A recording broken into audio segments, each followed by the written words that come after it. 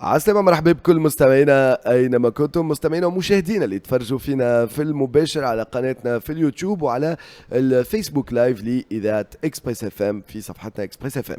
حضر معنا الآن السيد جون ميشيل دا اللي هو مسؤول على أجورانوف. أجورانوف قلت لكم قبيكة كان نعملها بيتش مبسط في جملة واحدة. عندك اليوم تقريبا 22 و 23 ليكورن في فرنسا، يعني ستارت اب قيمتها فاقت المليار أورو.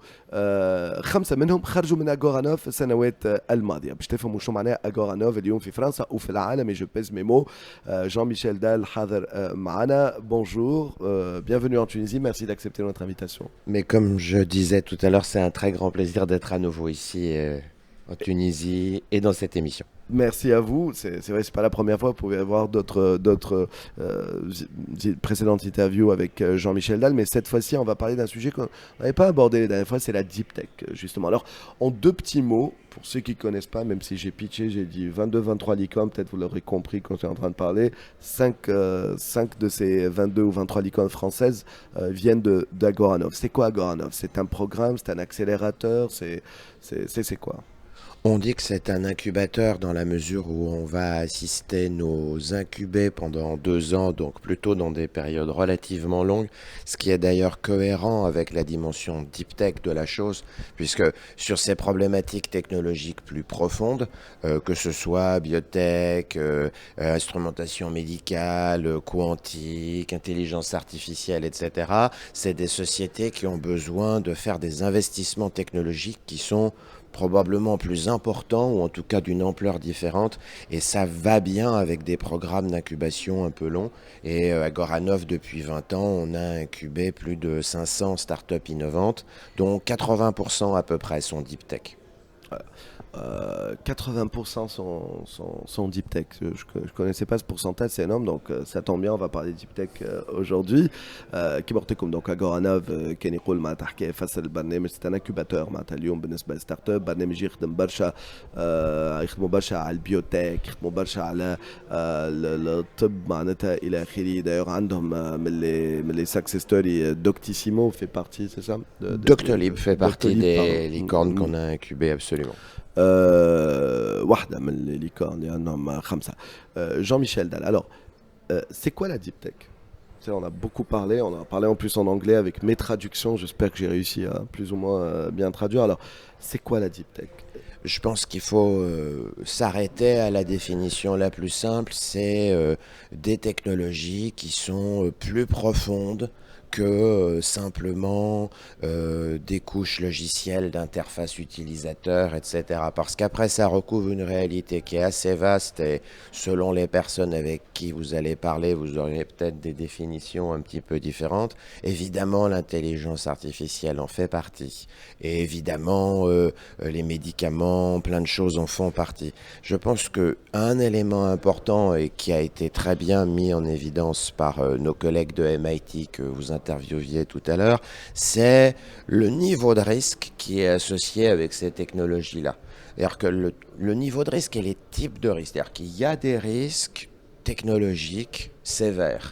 Un médicament, je ne sais pas si vous connaissez ces chiffres, sur 1000 médicaments ou candidats médicaments qui commencent les essais cliniques, il y en a un qui deviendra vraiment un médicament sur le marché. Un pour 1000. Un Wow. pour 1000. Wow. Et donc, si on projette ce niveau de risque dans plein d'autres domaines, ça dit quand même que ce sont des technologies par rapport auxquelles on n'a pas de certitude de réussite et par rapport auxquelles il y a des risques qui sont inhérents à leur développement.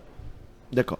الوغ طلبت من جون ميشيل دال، قلت له كان يعطينا هكا معناتها يفسرنا شنو الديب تك من منظوره. قال اسمع علاش اسمها هي ديب تك، معناتها تكنولوجيا عميقه. فاليوم البحوث العلميه معناتها تلقى فيها حتى الذكاء الاصطناعي، تلقى فيها حتى الدواء. قال ديب تك لانه المهم مشروع ستارت اب مبني على تكنولوجيا عميقه. قال ماناش نحكيو على دي كوش نتاع ابليكاسيون وغيره ولا لوجيسيال وكل، فريمون نحكيو على تكنولوجيا عميقه. قال اليوم مثلا باسكو يخدموا هما برشا على الصحه، قال تخيلوا معناتها مثلا بروسيدور نتاع دواء ريشيرش كلينيك الى اخره على 1000 مبادره دواء بركة يخرج معناتها اللي حاب يقولوا هنايا فما بوكو دو ريسك مكلفة برشا ومش مش سيغ معناتها النتيجة في الآخر أنه المشروع هذاك يرى النور ولا يلقى النجاح المنتظر.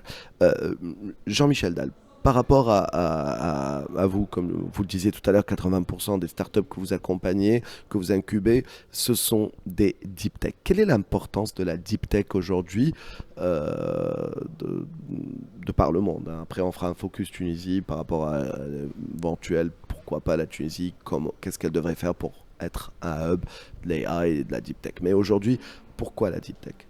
Alors, deux choses. Déjà, la raison pour laquelle nous, chez Agoranov, très tôt, on a été concentré beaucoup sur ce secteur, c'est à cause de notre proximité forte, historique et toujours renouvelée avec les universités, les grandes écoles et les laboratoires de recherche. Puisque les deep tech sont pour beaucoup originaires des laboratoires de recherche. Que ce soit médicaments quantiques, intelligence artificielle, l'activité des laboratoires est très importante pour donner naissance aux technologies qui sont là-dedans. Donc ça, c'est sur le positionnement original d'Agoranov, qui en fait était original quand on a commencé il y a 20 ans et qui aujourd'hui est devenu mainstream, puisque les deep tech sont devenus mainstream, et je crois que c'était le sens de votre question.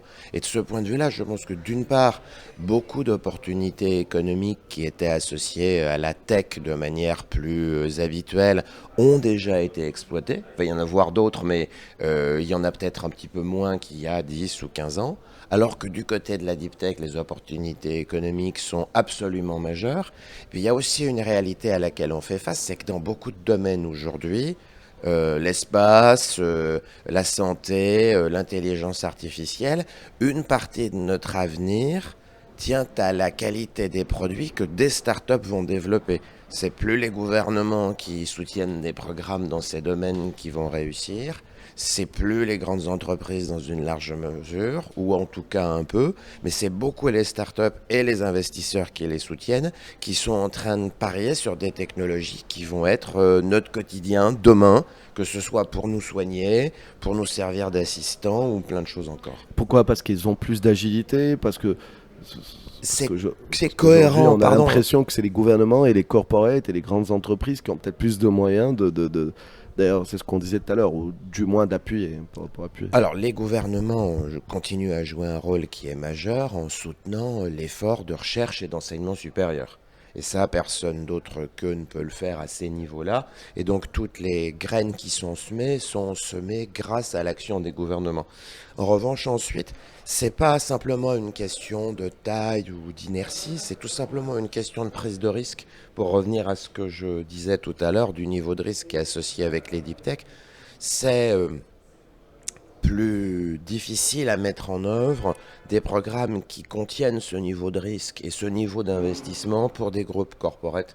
Parce qu'il faut justifier de perdre des dizaines, voire des centaines de millions d'euros. Et c'est quelque chose qui est cohérent et même tout à fait logique dans des modèles de type start-up et capital risque. Mais c'est quelque chose qui est très difficile à justifier dans des environnements corporates pour des raisons, j'ai envie de dire, de construction. En revanche, quand cette phase d'expérimentation a abouti, quand les technologies sont plus matures, alors là, il y a un besoin essentiel des acteurs corporates pour les développer plus avant, les mettre sur le marché et faire en sorte que tout le monde y ait accès. Et c'est une des raisons pour lesquelles on voit beaucoup de fonds corporates ne pas intervenir dans les stades les plus amont des startups.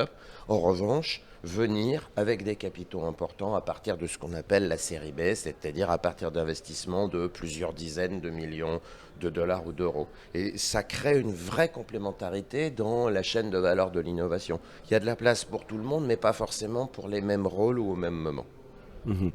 اليوم يعني اللي حاب يقولوا باش الحوصل اكثر معناتها بالنسبه وانا متاكد اغلب معناتها تبعتونا وفاهمين يقول فيه جون ميشيل دان ذاك المسؤول على اغورانوف. بالنسبه للديب تك، يعني علاش اليوم الديب تك؟ لانه الديب تك تنجم تجيب حلول معناتها واقعيه وفعاله في لمشاكل وللتحديات معناتها اللي تمر بها بلادنا او معناتها العالم معناتها بصفه عامة.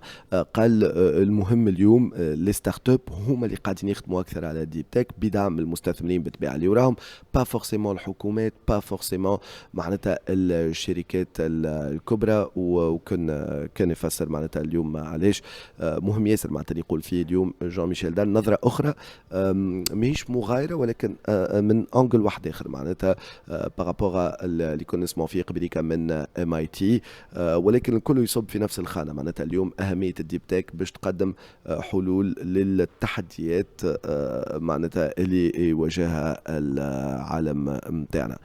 Alors, ma dernière question, c'est de par votre expérience par rapport vous connaissez très bien, ça fait maintenant plusieurs fois que vous venez en Tunisie, même si c'est pas ça qui va faire que vous deveniez un expert de la Tunisie. Hein. Je peux comprendre, comme le disait notre invité aussi tout à l'heure, même s'il travaille sur un programme, mais que ce soit la Tunisie ou ailleurs, qu'est-ce qui fait qu'on puisse renforcer un écosystème deep tech dans un pays et pourquoi pas sur une région que ce pays-là pourrait être un hub pour régional quoi. Mais comment construire un écosystème? Le paradoxe, c'est qu'en fait, ce que j'ai dit précédemment pourrait donner l'impression que la deep tech, c'est difficile. Et c'est probablement pas facile, mais à Non, chaque fois... Vous l'avez bien prouvé. Hein. Mais à chaque fois, en même temps, ce sont des petites équipes de gens talentueux qui arrivent à faire des miracles, mais des miracles qui reposent sur leur talent, la quantité de travail qu'ils fournissent pendant une décennie et les investissements qu'ils reçoivent. Des talents, la Tunisie, elle en a plein. J'ai absolument aucun doute sur cette question, bien au contraire. La capacité donc à générer des succès deep tech comme InstaDeep, elle est réelle et elle est présente. Je pense que ce qui aujourd'hui peut faire la différence, c'est une question d'accès aux capitaux. Parce qu'une société qui démarre bien, une société qui est portée par des talents, une société qui a trouvé une bonne idée et qui vise un marché qui peut être africain ou mondial, elle a besoin de beaucoup de capitaux très vite pour se développer.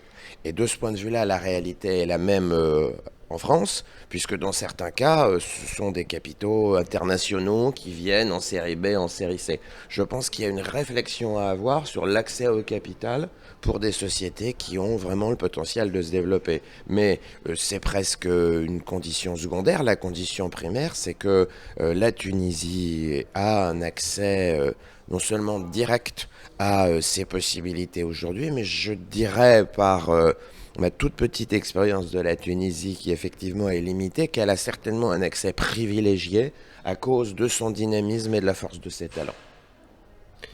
C'est très intéressant ce que vous dites, d'ailleurs, comme à chaque fois. C'est pas la première Merci, fois ouais. que vous soyez notre invité. Donc, les chances de la Tunisie de peut-être de réaliser un rêve, de devenir un hub régional pour l'AI, pour la deep tech. Je pense qu'il faut que la Tunisie prenne un peu plus confiance en elle, si je peux me permettre d'être direct. Et je pense que c'est ce qu'on a connu en France où, il y a 10 ans, le scepticisme prévalait encore beaucoup par rapport à notre capacité collective à créer des startups et des licornes. Et puis il y a eu la première, et puis il y a eu la deuxième, et puis il y a eu la troisième. Et petit à petit, il y a eu une sorte d'évolution culturelle qui a fait que ce qui avant était, sinon impossible, du moins douteux, est devenu quelque chose de quasiment banal. Et je vois, à chaque fois que je viens, la Tunisie évoluer aussi sur cette courbe de la confiance, prendre confiance en elle. Et c'est pas une réponse d'économiste, c'est une réponse plutôt d'observateur et d'amis. J'espère un peu éclairé sur ces questions à cause de l'expérience qu'on a eue à Paris et en France. Mais je vois la Tunisie plutôt sur une bonne trajectoire de ce point de vue-là.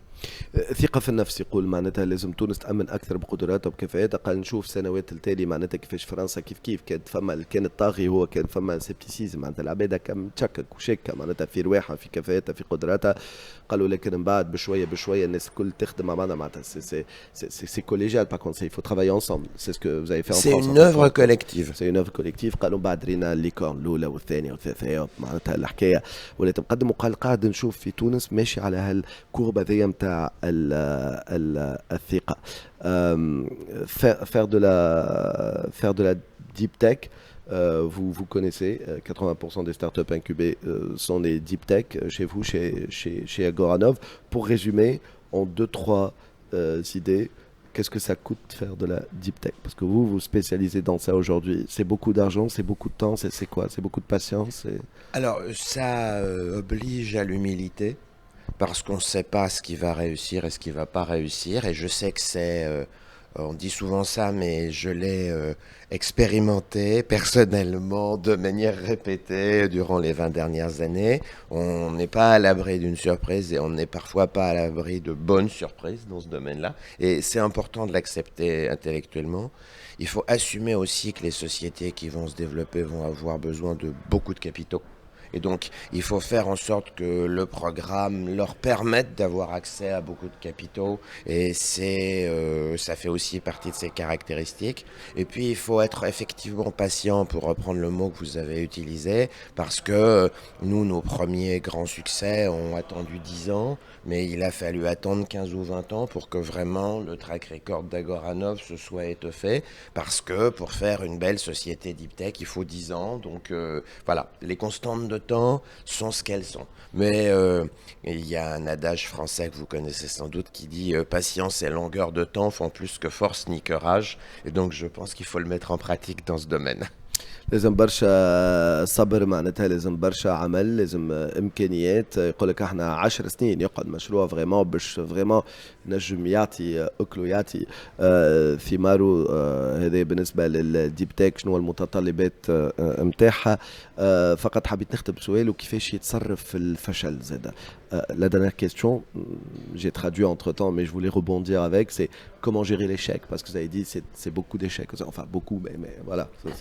Euh, Pour les facile. fondateurs qui sont les plus exposés à l'échec, puisque finalement, les incubateurs, les investisseurs, on intervient dans beaucoup de sociétés à la fois, donc il y a des échecs puis il y a des succès, et après, on ne se souvient plus que des succès.